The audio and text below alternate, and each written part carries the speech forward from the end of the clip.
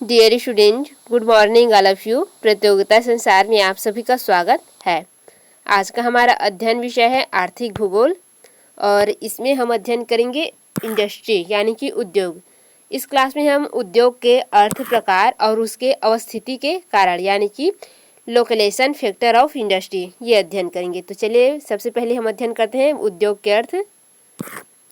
उद्योग का अर्थ उन समस्त क्रियाओं से है जो कच्चे माल को पक्के माल में क्या करता है, परिवर्तित करता है और विक्रय योग्य यानी बेचने योग्य क्या करता है, उस अवस्था में लेके आता है। यानी कि जैसे कि आपका क्या है, ये लकड़ी का है, लकड़ी से क्या बनता है, कागज बनता है। तो लकड़ी क्या हो जाएगा, आपका कच्चा माल बनेगा और जो पेपर उससे तैयार हम करेंगे वो पक्के माल हो जाएंगे यानी कि बेचने योग्य हो जाएगा। ये होता है आपका उद्योग।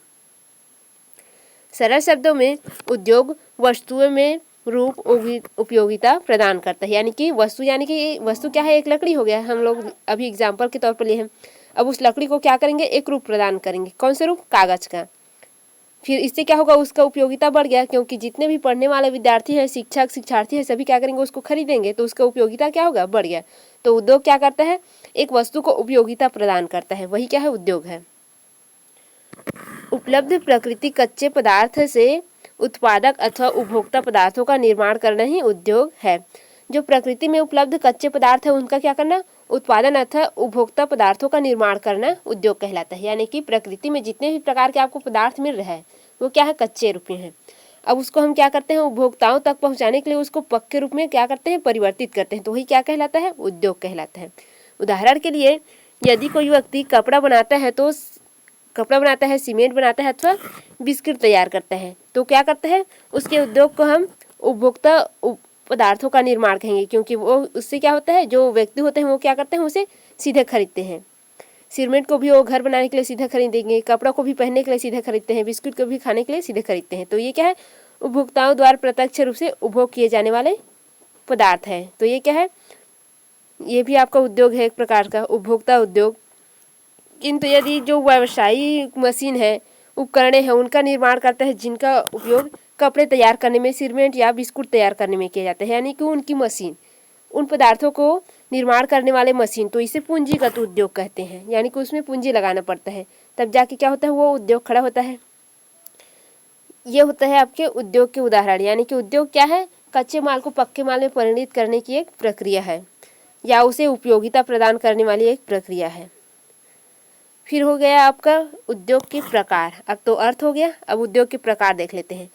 तो उद्योग जो है विभिन्न प्रकार के होते हैं, इनमें विभिन्न प्रकार की वस्तुओं का उत्पादन किया जाता है। तो जो उद्योग के वर्गीकरण है वो दो तरीके से हम किए हैं, एक है सामान्य उद्योग के प्रकार और एक प्रकृति के आधार पर उद्योग के प्रकार। तो सामान्य आधार पर उद्योग के जो प्रकार है वो है प्राइमरी उद्योग, द्वितीयक उद्योग और तृतीयक उद्योग। और प्रकृति के आधार पर जो उद्योग है वो है निष्कर्ष उद्योग, जनिक उद्योग, निर्माणी उद्योग और रचना उद्योग। तो ये उद्योग क्या है, ये इसका व्याख्या हम नीचे देखेंगे।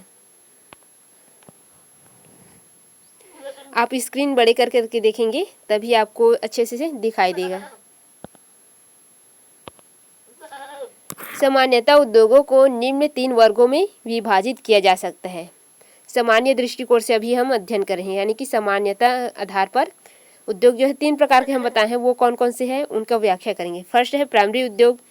इस वर्ग में कोयले, पेट्रोलियम, प्राकृतिक गैस, ऊर्जा का उत्पादन करना, कृषि आधारित उद्योग, बॉक्साइट, एल्यूमिनियम आदि उद्योग आते हैं। किसमें, प्राइमरी उद्योग में जितने भी खनिज वगैरह के उद्योग है वो आ जाते हैं, खनन कार्य, कृषि कार्य, यानी कि प्राथमिक क्रियाकलाप वाले जितने भी कार्य है, उद्योग है, वो सभी किसमें आते हैं, प्राइमरी उद्योग में।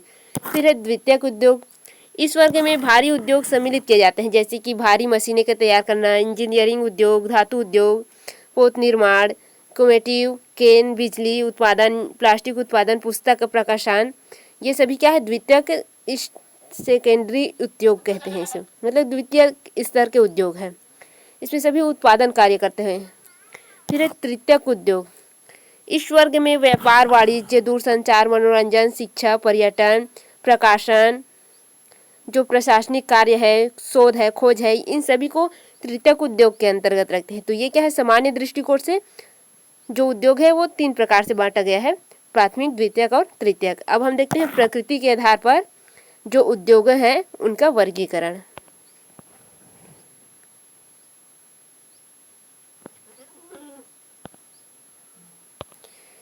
प्रकृति के अनुसार उद्योगों को निम्न 4 भागों में बांटा जा सकता है। फर्स्ट है निष्कर्ष उद्योग। ये क्या होता है? इसके अंतर्गत वे उद्योग आते हैं जिनका संबंध मुख्यतः पृथ्वी, सागर, वायु से विभिन्न प्रकार के उपयोगी पदार्थों को प्राप्त करके उनके कच्चे माल अथवा निर्मित माल के रूप में उपलब्ध करने से होता है। जैसे कि खनिज उद्योग। खनिज कहाँ से प्राप्त होता है? हमें पृथ्वी या धरातल से प्राप्त होता है। मत्स्य कहाँ से प्राप्त होता है? हमें सागर से। शिकार जो खेलना है वो कहाँ से प्राप्त होता है? वो भी धरातल से।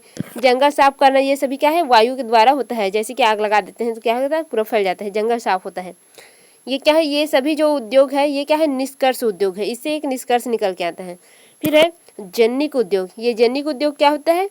इन उद्योगों में वनस्पति एवं पशुओं की विशिष्ट नस्लों में प्रजनन करा के उनकी संख्या को बढ़ाया जाता है, जिससे कि उनके विक्रय द्वारा लाभ कमाया जा सके। यानी कि इसमें जो उन्नत किस्म के जो नस्ल के या उन्नत किस्म के जितने भी पशुएं हैं उनको क्या किया जाता है?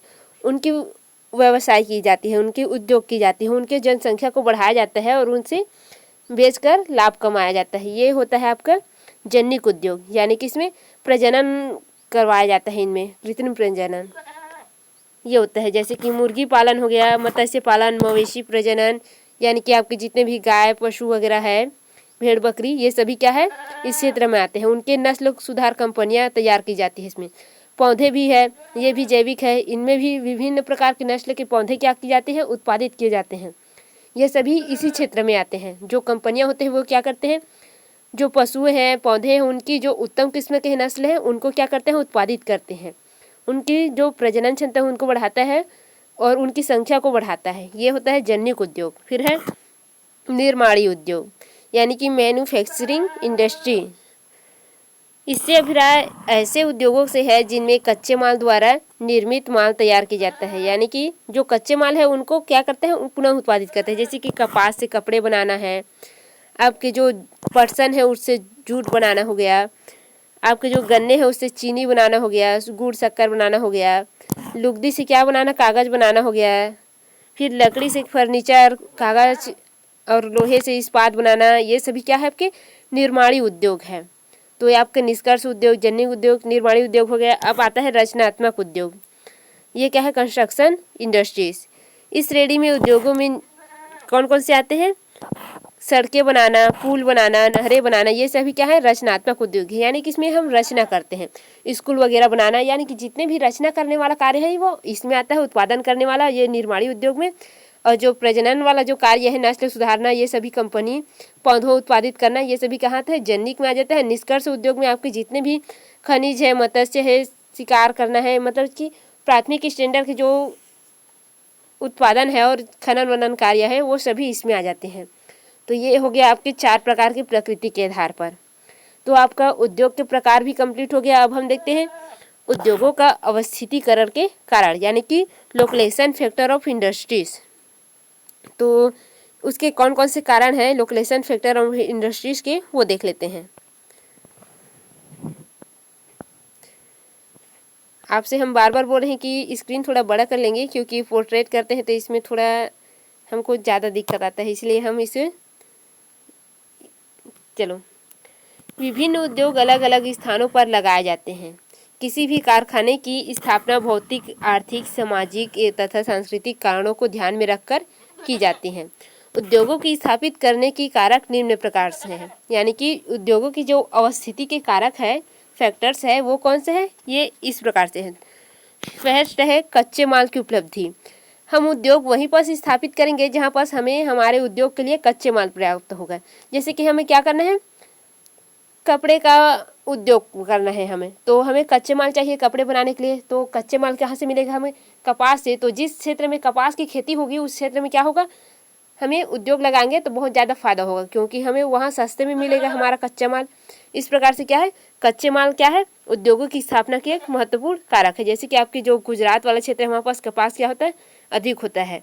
तो वहाँ पास क्या होगा? जो गुजरात महाराष्ट्र वाला क्षेत्र है वहाँ पास इसकी जो उद्योग है वो बहुत ज़्यादा अधिक विस्तृत होगा। फिर है ऊर्जा की उपलब्धि। आपकी कोई भी उद्योग हो, कैसी भी उद्योग हो, उसमें ऊर्जा की ज़रूरत होती ही है। जिस क्षेत्र में यदि ऊर्जा की उपलब्धि आसानी से होता है उस क्षेत्र में क्या हो जाता है? उद्योगों का विकास तीव्र गति से होता है। तो ये भी एक क्या है, जो उद्योग की अवस्थितीकरण की कारक है। फिर है कुशल तथा सस्ते मजदूर। उद्योगों में किस चीज़ की जरूरत पड़ती है? प्रत्यक्ष अप्रत्यक्ष रूप से कुशल मजदूर की ज़रूरत पड़ती है, और वो सस्ते मजदूर की चाहिए, क्योंकि ज़्यादा मजदूरी अगर उसमें देंगे तो आपको प्रॉफिट कम होगा। यदि आपको कुशल और सस्ते मजदूर मिल जाएंगे तो क्या होगा, आपको प्रॉफिट बहुत अधिक होगी। तो इस चीज़ को भी क्या करते हैं उद्योगपति लोग, उसको भी ध्यान में रखते हैं। तो ये क्या होता है, उद्योग की स्थापना की एक और कारण हो गया। फिर है पूंजी।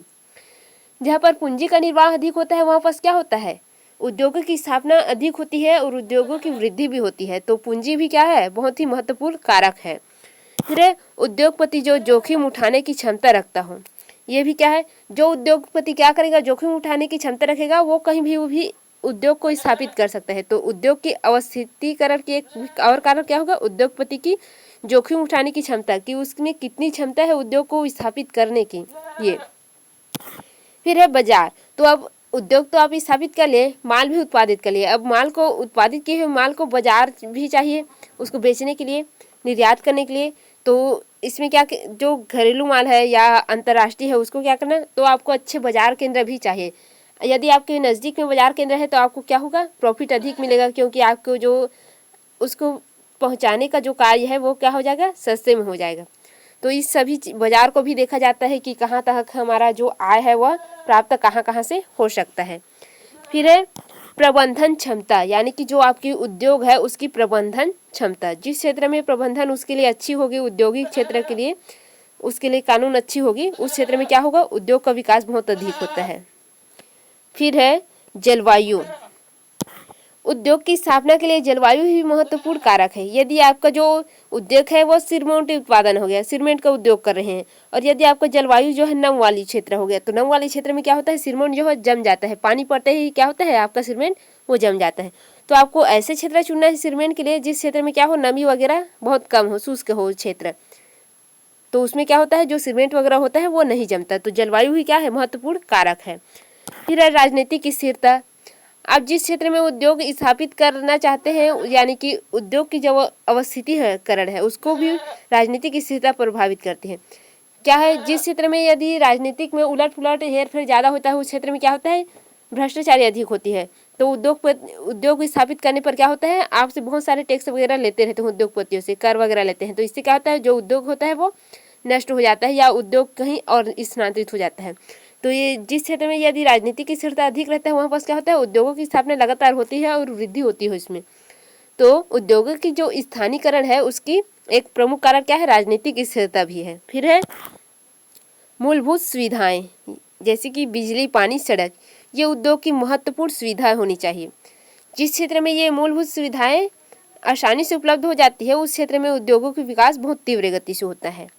फिर है ढुलाई भाड़ों की सुविधाएं। ढुलाई भाड़ा मतलब क्या होता है, ढुलाई मतलब माल को लाने ले जाने, भाड़ा मतलब उसके लिए जो लाने ले जाने के लिए पैसा की व्यवस्था। फिर वेबर, यानी कि जो वेबर महोदय है उनके अनुसार क्या है, किसी उद्योग को स्थापित करने में कच्चे माल और पक्के माल का ढुलाई भाड़ा निर्णायक होता है। यानी कि जो कच्चे माल है और पक्के माल है वो उद्योग, जो इंडस्ट्री है, आपके उद्योग संस्था है, वहाँ तक लाने ले जाने के लिए किस चीज़ की चाहिए, ढुलाई की जरूरत पड़ेगी, यानी कि एक वाहन की जरूरत पड़ेगी जो वहाँ तक जा सके। और क्या चलेगी, आपको एक भाड़ा की आवश्यकता होगी, क्योंकि फ्री में तो कोई लाएगा ले जाएगा नहीं। तो आपको क्या करते हैं, जो कच्चे माल है, पक्के माल है, उसको कौन अच्छी तरह से आपके जो ट्रेन वगैरह है वो लाते ले जाते हैं। तो आपको ढुलाई और भाड़ों की सुविधाएं ये भी क्या होनी चाहिए, अच्छी होनी चाहिए। इससे क्या होता है, उद्योग स्थापित करने की ये भी एक महत्वपूर्ण कारक है। तो ये हो गया आपके कारक। तो हम आपके एग्ज़ाम को देखते हुए इसे अच्छे से एक्सप्लेन कर दिए, आप इसे और अच्छे से बढ़िया से बढ़ा कर लिख लीजिएगा, क्योंकि एग्ज़ाम नज़दीक है तो ज़्यादा डिटेल से हम इसको अध्ययन नहीं किए। यदि कहीं पर समझ में नहीं आया होगा तो कमेंट जरूर करेंगे। धन्यवाद।